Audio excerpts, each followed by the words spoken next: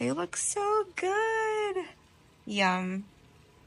I can't wait to eat these. If you have a bunch of sourdough discard hanging out in your fridge and you don't know what to do with it, you are going to love this recipe. It is the easiest sourdough recipe I have ever made in my entire life.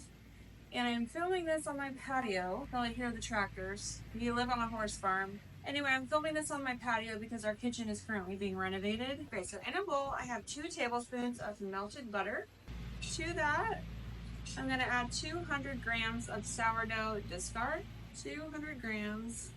Oh. You wouldn't even believe me.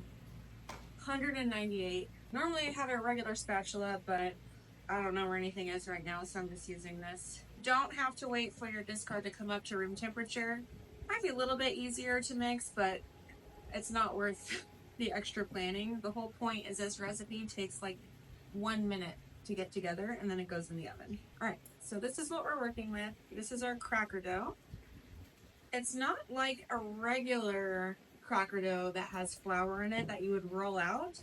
It's more liquidy.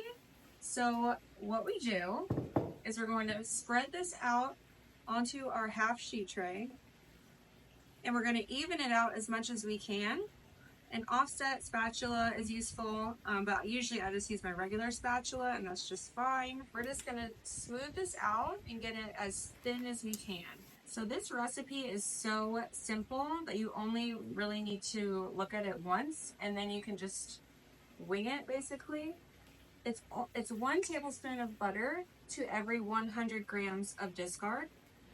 That's it, and then you can add any seasonings, cheese that you like. The only word of caution I would give is that 200 grams of discard is the best amount to fit on a half sheet tray like this. One time I scaled the recipe up to 400 grams of discard with 4 tablespoons of butter, and the crackers were too thick. It was really hard to get them to bake properly. They actually ended up burning. The edges were burnt, but the middle ones were chewy and soft. It was not good. 300 grams you can do, but you have to go to the very edges if it's a lot harder to spread. So I recommend doing 200 grams of discard to a half sheet tray. It's going to be the easiest way, and you'll get more consistent crackers this way. My favorite seasoning is Everything Bagel seasoning. This is the Simple Truth organic brand from Kroger. The Trader Joe's one is very popular also, but in my opinion, they're all pretty much the same thing. Sprinkle on top.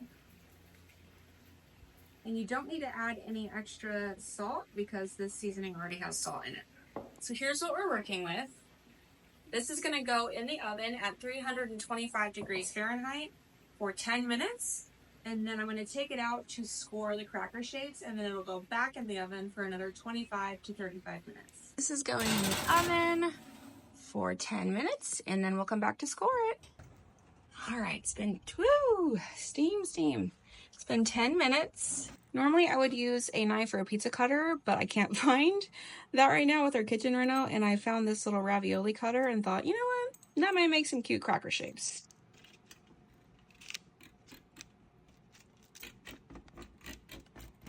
I'm going to do it the other way.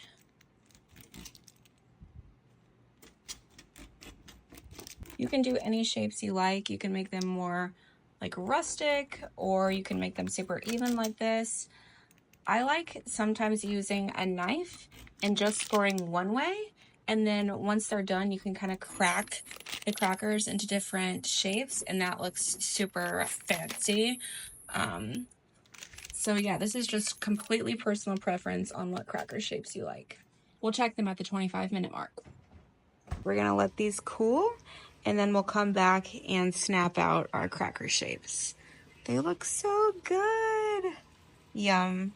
Our crackers are done. They look absolutely amazing. So all of the scoring that we did, now we can just basically break up our crackers into those shapes. They're so thin and crispy. These are perfect for cheese and crackers, a charcuterie board. They're delicious if you break them up and put them on a salad for like a crunchy thing. But honestly, we like just snacking on them, and we will eat this entire tray in like 10 minutes. Here they are.